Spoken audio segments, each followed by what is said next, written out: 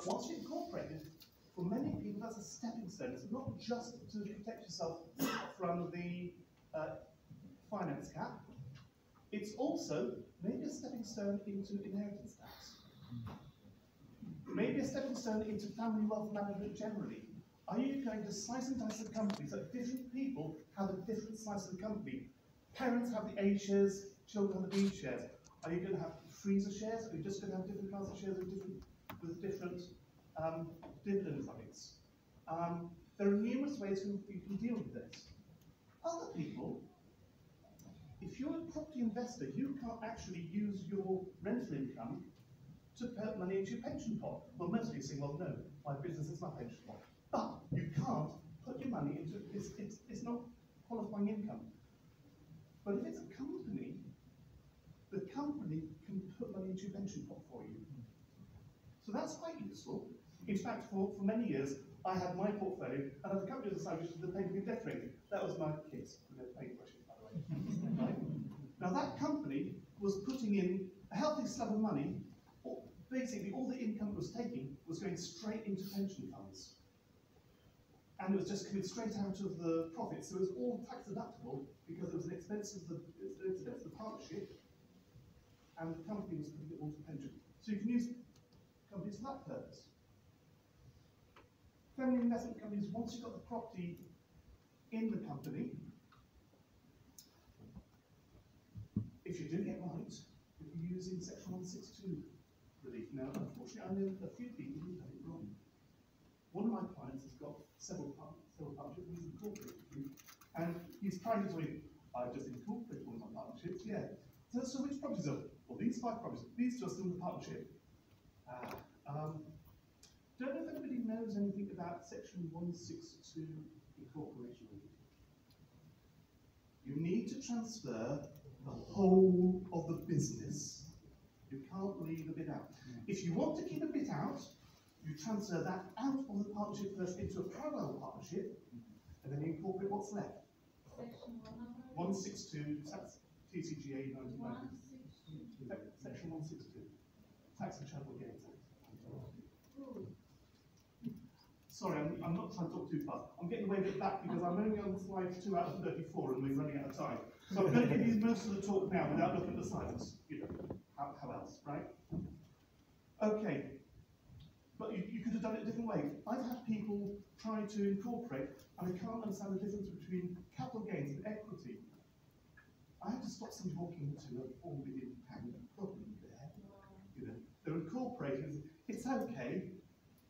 There's no capital gains to pay. You know, they borrowed it all. Yeah, but they bought it at this price. It's now at this price. So you've got to be aware. Check the numbers. Look at the law. Now, I was mentioning to somebody earlier on, if you're using 162, what happens is the company is buying the business. The company is paying for the business. Traditionally, we'll be using shares. There might be other things we can use, but traditionally using shares to buy the business. The shares will stand in the shoes of the business in terms of capital gains. So you have £1 million property. It's grown to £2 million. You've got £1 million of gain. You've got £1 million of borrowings. You incorporate. You sell your business for £1 million because that's the equity. The company takes over the mortgages, right? Takes over the mortgages. It also takes over the properties. The shares will now stand as in the shoes of £1 million, although their actual value will be £2 million, right? So the capital gain shifts into the shares. The company, meanwhile, has bought the properties at today's market value. Well, hang on, that's £1 million, that's worth £2 million. So if next week somebody comes and makes you an offer you can't refuse for this property, and you sell it, there'll be no gain within the company. You've got a cash box company now, and you can either use that to buy new property, or you can invest elsewhere. I suspect people would prefer to invest in new property, but I'm just letting you know, this money is tax-free. We can extract it in a number of ways at a later date, right? Now the other thing, very similar, is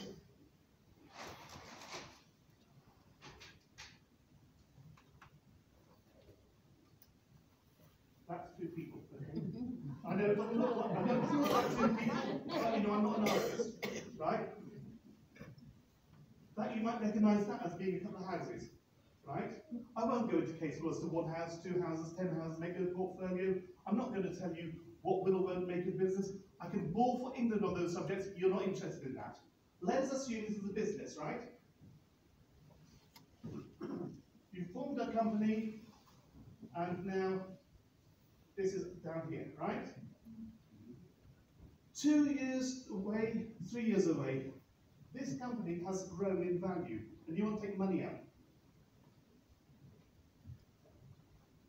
What you might do,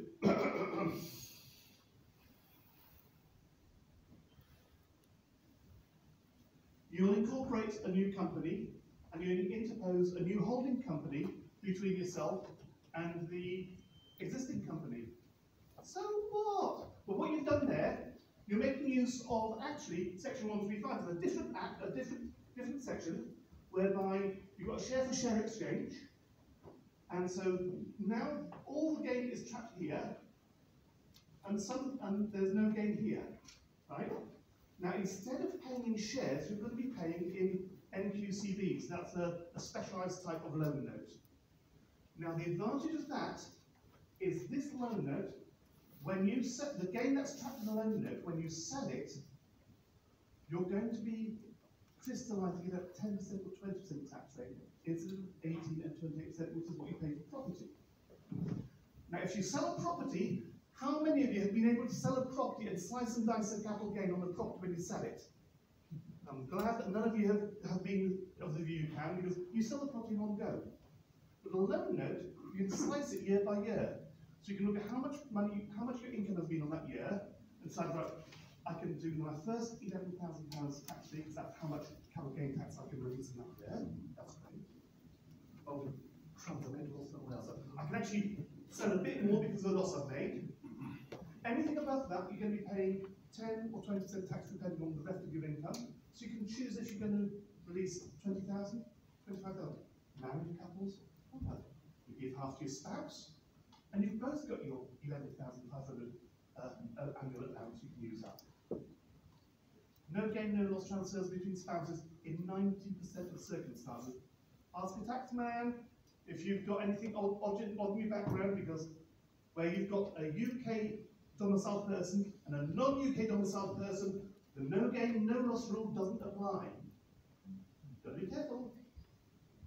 Inheritance tax problems you have there as well. Anyway, so coming back to this, and this is nothing like what I was going to tell you, but I can remember. Right? So you can get your base cost uplift now. You get your interest deduction, which you're going to lose as an individual. You basically treat this so that you can roll up your gain to invest more and more and more, so you grow your wealth. Then when you want to cash out, you do a new incorporation, £100 of shares, £5 million of loan notes. And in the meantime, you can be drawing a salary out of the company. You can be taking dividends out of the company. You can be making pension payments into a pension pot out of the company. It's quite diverse, right? I'm not going to tell you about VAT savings, because depending on what you're doing, you can get a lot of VAT savings. If you are buying property which is not residential property, you're converting it to residential property, you can recover the VAT. But if after you've done the redevelopment, you keep the property and rent it out, you are going to lose the right to the VAT to be recovered. What you need to do, you need to take one step. Once you've finished the development, you need to transfer it to another entity. That could be a sales company, a sister company. So if your purchasing company if the purchaser and developer is one company, you might have a subsidiary or a sister company in the group of companies. You'll have no capital gain, you'll have no SDLT in that instance, you pay grouply.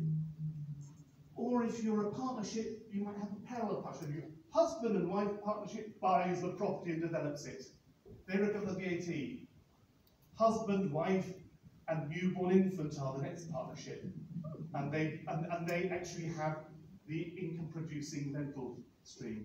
Right? To transfer it across. That saves you a lot of time, okay? A lot of money. Sorry, I do enjoy tax. I could bore you all to death about it. What I'll do is I'll whiz through, I've got 5 minutes, but I think it might take me 12. I'll just whiz through some of those very quickly, right? Okay, Cornerstone was formed in 2006.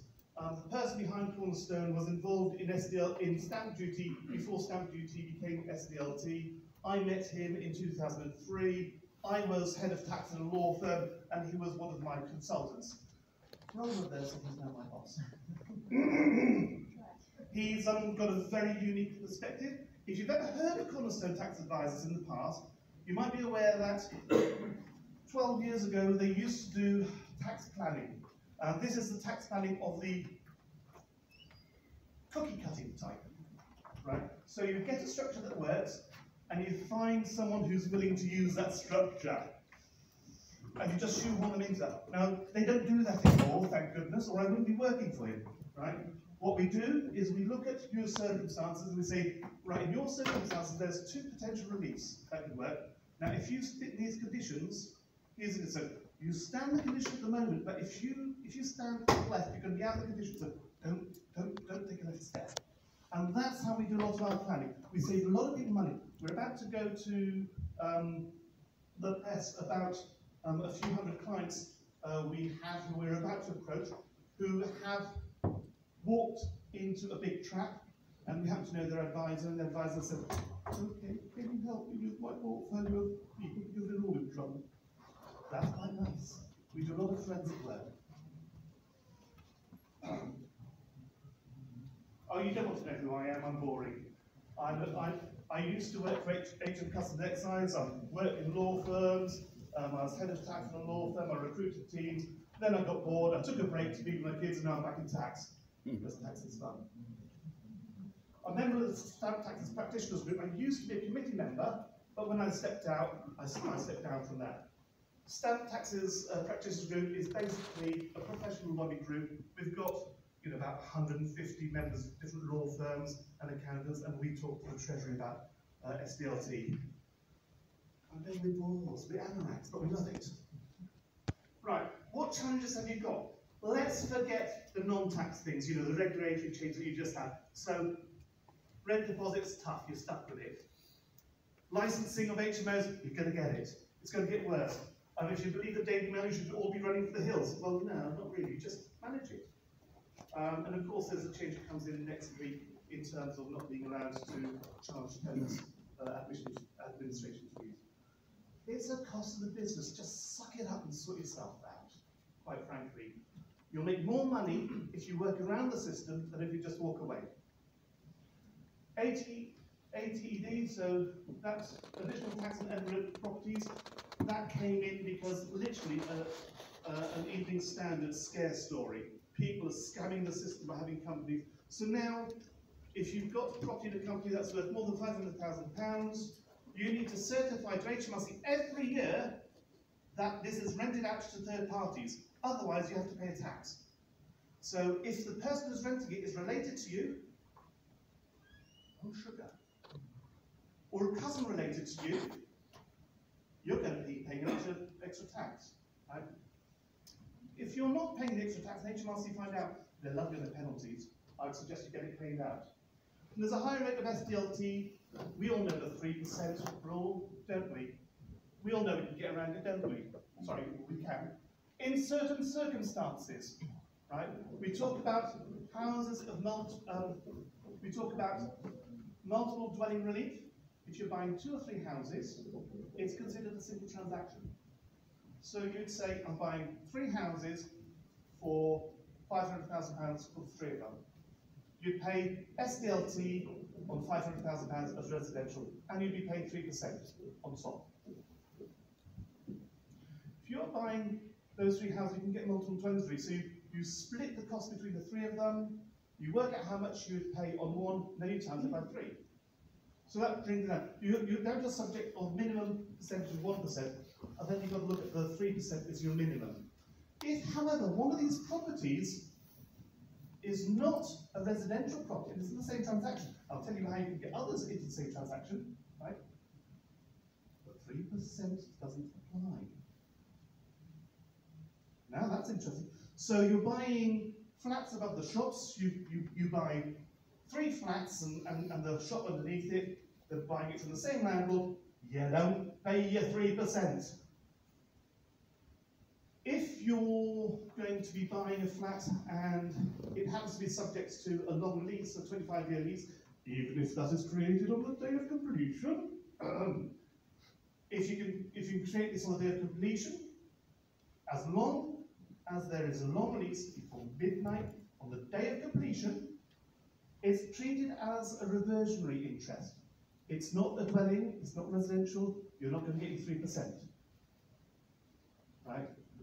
Many things I can tell you, but if I do, you won't come to me, will you? And let's face it, you just need to know that there's a lot out there. And I don't mind telling you guys a lot of the juice, because I do know that some people will go back to their accountants and say, yeah, how does this work? Some accountants say, mortgage clue, don't do it. Others say, oh yeah, we can do it. But the problem is, if they don't do it properly, or they don't do it often enough to know how to do it properly, you'll be coming back to me with other new problems. So go ahead, come back to me later. You pay twice.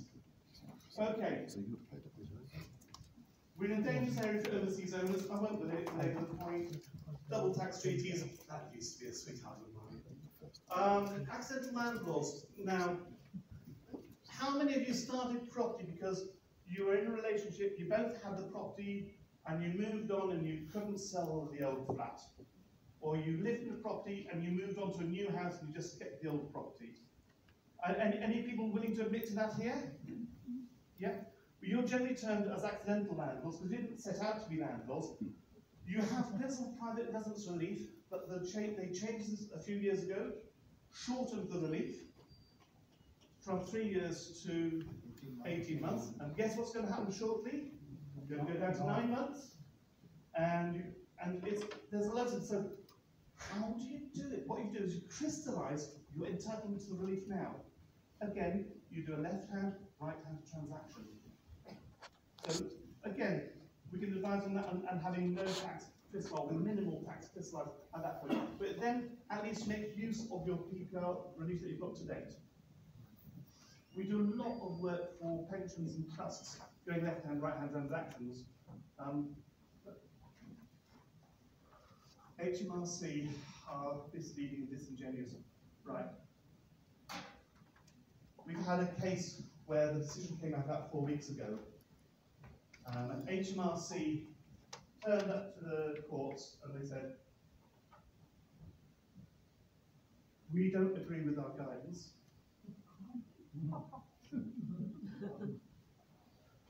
This person owes us this tax. And the tax said, well, I followed your guidance. I did it right. Yeah, but it's not a policy. That's not our rules. That's not what. What's in your guidance? And in the case, the judge said to them, so, how long has this been your policy then? Oh, since about 2014. Okay, have you published it? We told 1 or 2 people, we've not published it. Have you not updated guidance? No, we've not updated our guidance. But the law's wrong. The guidance doesn't follow the law. So our policy is to follow the law, not the guidance. Yeah. Painful experience for a taxpayer who believed they were following HMRC guidance, which was wrong. How many of you have just used the HMRC tax calculator on their website? Well, according to HMRC, that doesn't protect you. It is merely guidance. You've got to do the calculation yourself longhand, just in case their calculator is wrong. And it has been wrong on a number of cases that went to tribunals. They've been quite disingenuous on a case which came out around about 3 months ago. Was a property a dwelling? Now, the importance of this is if the property is a dwelling, you've got your 3% higher rate. Now, we're talking about a property which is derelict. It had a whole load of asbestos in it, and it was uninhabitable. Didn't have a toilet bathroom. And HMRC said, oh no, quite clearly it's a dwelling.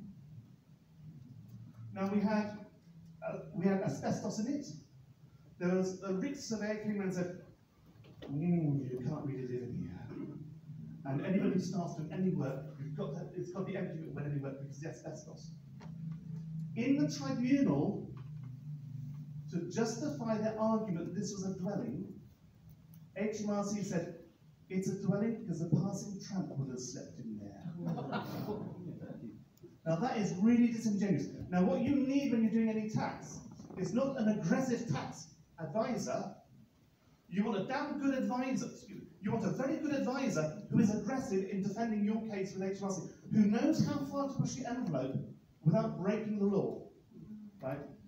Now I do a number of taxes. Cornerstone is focus on property. 75 to 80% of what we do is SDLT, but I also do capital gains, I also do inheritance, I do all kinds of stuff.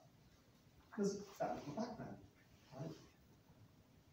VAT is a big issue for people who buy a property and they've got a barn and they're going to do a barn conversion. Can they can't maintain the VAT? Talk to me, of course you can if you do it right.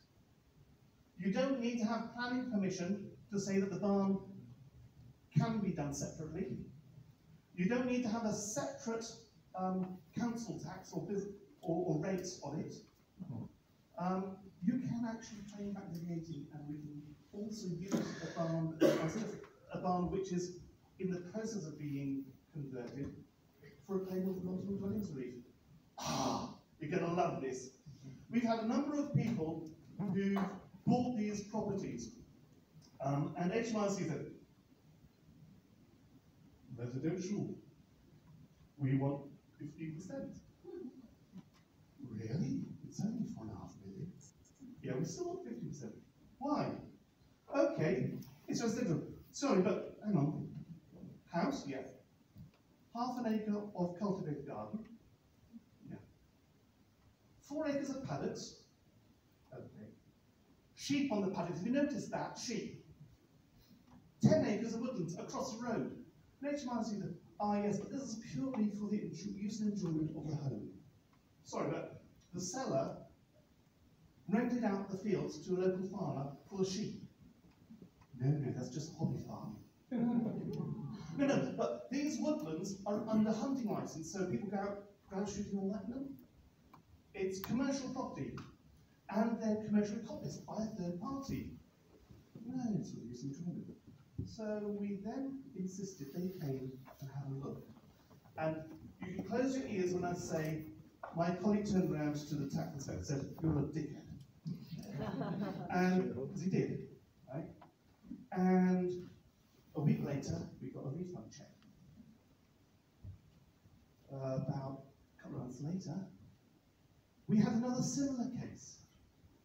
And David, my boss, went out to see the tax inspector at the property. And my boss said, I know you. My boss said, oh God, you're cool, sir, aren't you? Yeah. Your colleague called me a dickhead. Yeah, you are a dickhead. We got a refund there as well. You've got to be willing to stand up to them. Right? Anyway, listen, we haven't got 7 hours. I can talk to you about other things later. What I was going to talk to you about here was incorporating how to do it properly. I was going to spend 5 minutes. I was going to spend 5 to 10 minutes on how to use a family investment company. I've kind of touched on it. Then I was going to talk to you about longer term planning using a QROPS, which is a specialist type of pension, overseas pension fund, as a way of passing the family wealth down without any IHT going through. So as an alternative to doing the alphabet company scheme or the freezer shares, you could use an international pension fund, which has the advantage of it doesn't have the cap that you have on a normal pension fund. If you were a midline civil servant and you were going to get about a £50,000 pension, you need to have a pension fund which has more money in it than the current cap. How hypocritical. If you want a pension more than that, you need to have an international pension. And listen, I'm getting waves, and the waves are going to turn into rude gestures at the moment if I don't shut up. Look, I can bore you or I can entertain you, just come and talk to me after. Okay? Thank you.